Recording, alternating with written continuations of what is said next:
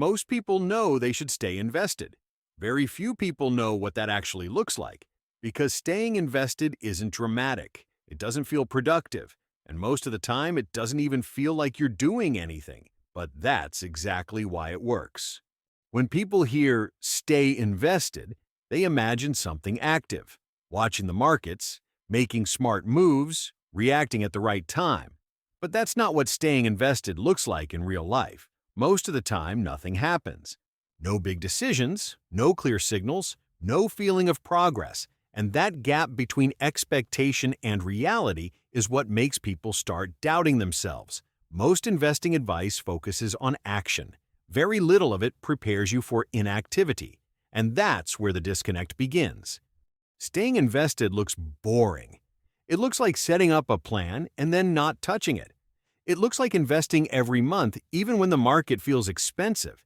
It looks like investing when the market feels scary. It looks like ignoring noise you can't control. Most days, staying invested means doing nothing. And that feels uncomfortable because we're wired to feel useful when we take action. It can feel like you're falling behind, like you should be doing more, like everyone else knows something you don't. But most of the time, that feeling has nothing to do with reality. Imagine standing on the sidelines of a football match. It's your team. You see passes you wouldn't make, decisions you don't agree with. You feel the urge to step onto the field and fix things. But the moment you do, the game breaks. You're not part of the system. You're interfering with it. Investing feels very similar. Watching from the outside is uncomfortable. Doing nothing feels wrong. But stepping in at the wrong moment often causes more damage than staying on the sidelines. You don't improve the outcome by interrupting the process. You only replace structure with impulse. And that leads to the next problem. There will be moments when you feel the urge to change something. A new headline, a sudden drop, a friend who did something smarter. That urge feels rational. But most of the time, it's just discomfort looking for an outlet. Doing something feels better than sitting with uncertainty. But investing doesn't reward activity. It rewards discipline.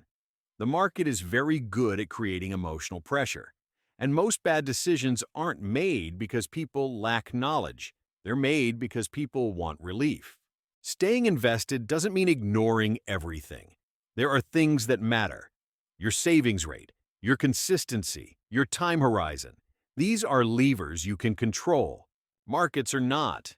If you focus on what you can control, the noise becomes easier to ignore, and the urge to interfere gets quieter over time. Clarity comes from repetition.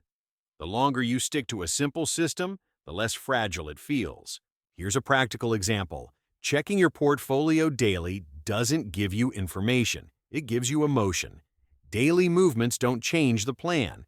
They just change how you feel. Think of it like stepping on a scale every single hour. Your weight didn't change, but your mood did. Daily measurements don't show progress. They amplify noise. Investing works the same way. Long-term systems break when you measure them with short-term tools. Most long-term investors don't need daily data. They need monthly discipline and yearly perspective. The less often you check, the easier staying invested becomes.